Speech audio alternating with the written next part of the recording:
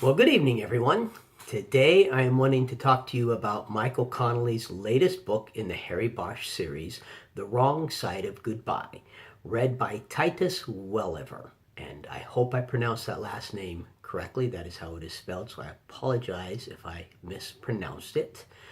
Michael Connelly is one of my all-time favorite authors. His Harry Bosch series is an excellent series. Harry Bosch is, he's the kind of guy that in a big way, a lot of us all really want to be. He's cantankerous, yet at the same time, he cares on such a level that it's unbelievable. He has a life's mission to speak for the dead. And who doesn't want to have a life's mission like that?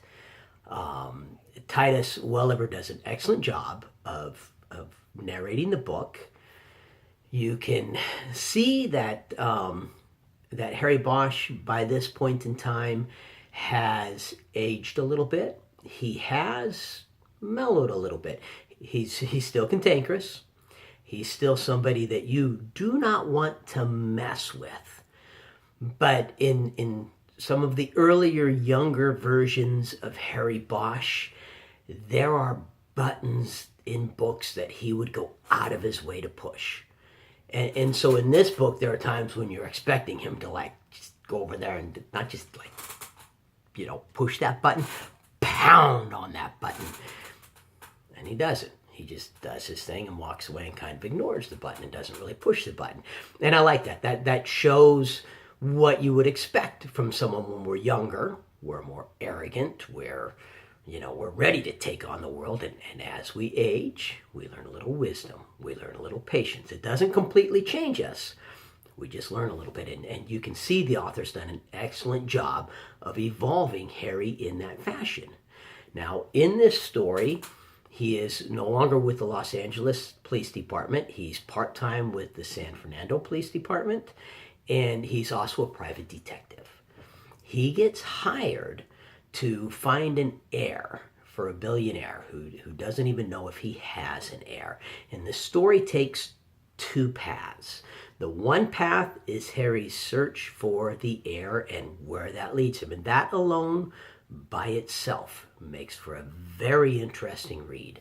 But then the other path is a case that he's working on for the San Fernando Police Department, where he's hunting for a serial rapist. And, one of the things that if you've read many Harry Bosch books, one of the things that you really get used to is he's always looking for killers. And so he's always dealing with a murder book. This is one of the few books with Harry Bosch, as the central character, written by Michael Connelly, where the murder book does not play a major part in it. There's one very small scene in which a murder book gets mentioned, and it doesn't even really come into play all that much. There is a murder, which Harry Bosch ends up solving, but that doesn't come until later in the story as kind of a natural evolution of the story. You can see it coming. The author doesn't, I don't believe the author even tries to hide the fact from you that this death is going to turn out to be a murder for Harry Bosch to solve. You see Harry suspecting when everyone else thinks that this is a natural murder. The questions he's asking, you can tell he thinks this is a murder. He's suspicious that this is a murder. This is one of the few books written by Michael Connelly where I could actually see who the murderer was before the murderer was revealed. I don't know if that was intentional by the author, because while I know who the murderer is, I have no clue how Harry is going to handle it. There's, and I don't want to get into a lot of details. The book brings his brother-in-law, or his brother,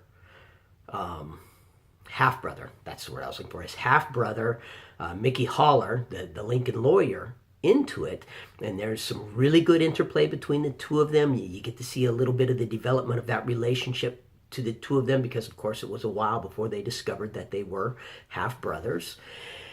And he actually has his brother, come and help him. And so even though at least I this is going to be who the killer is, there's no one else that it really could be. I don't see which direction the book is going to go with revealing the killer, with some of the side plots developed around that character. I was very much caught by surprise. There is a character that through the majority of the book, you're thinking is a bad guy. And then towards the end, he turns out to be a good guy and a big help for Harry Bosch. It was every bit as good as every other Harry Bosch book. I've never had a bad Harry Bosch. So if you like detectives, if you like mysteries, if you like cantankerous old guys that just, you're gonna do it my way, I'm gonna kick your butt kind of guys, you're gonna love Harry Bosch. And Michael Connelly, I've listened to different interviews with him. He has worked with a lot of police officers and a lot of detectives to learn about how they do their job. And that realism comes out in the books. It's not like when you watch a TV show and you go, okay, well, I know what NCIS does, and they don't do any of the stuff they're doing on that TV show, kind of a thing. It's not like that. There is a definite gritty realism to the books, without it going so overboard that it leaves you feeling dark and depressed. There's a lot of detective novels out there that have that very gritty realism to them, but it's so gritty and it's so real that when it's done, you just feel dark and depressed, and you don't even want to go back to those books. At least I don't, because I don't like feeling that way. This isn't that way at all. It always leaves me at the end of the book, I just want to go back for more. Excellent book. The reader does an excellent job with it. Michael Connelly has used multiple readers for his books. They all seem to have a similar type of voice, kind of a deeper, gravelly kind of a voice. So you've come to expect that for the Harry Bosch and Titus. He's read a few of the other books as well. So good book, definitely recommend it. Now I'm going to take a side tangent because something fun kind of happened today. So yesterday, my youngest son and I went into Portland to do a group Spartan workout. And on the drive there, I told him about my YouTube channel and what I was doing here. And we talked, and I didn't think anything more about it.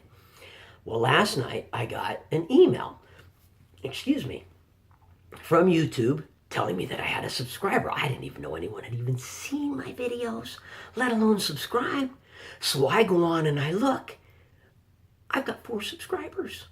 Now, there's people with millions of subscribers, whatever. Hey, I've got 5 videos out. I've got 4 subscribers. I honestly didn't know if anyone, period, would be interested in this book at all. Well, tonight, we take Justin, my wife and I take Justin, and we go to watch a movie, and we end up walking out like 5 minutes into the movie. He warned us, Mom and Dad, this isn't going to be your kind of movie. We didn't listen. We walked out, got our money back, went out for dinner instead. On the way from dinner, coming back home, my son says to me, by the way, Dad, you remember the other day when we were talking about your YouTube channel? Well, you've got a subscriber. And my wife says, yes, I know, he's got 4 subscribers. He's so excited. And Justin laughs and says, yeah, they're my friends. I told my friends about them, and they subscribed and I subscribed. So me and 3 of my friends are your 4 subscribers, which is seriously cool. My son and 4 of his friends are the first subscribers to my YouTube channel. Thank you, guys. Welcome. You have made my day. And then on top of that, he went on to give me some advice on how to make my videos better, how to make them more presentable, just some really, really good advice. And this will be the first video that I'm using, following some of the stuff that he told me to go ahead and try. So I hope you like it. And I hope you like the recommendation. If you follow my advice and you listen to or read Michael Connelly, any of his Harry Bosch books, I hope you love them as much as I do. Have a good day.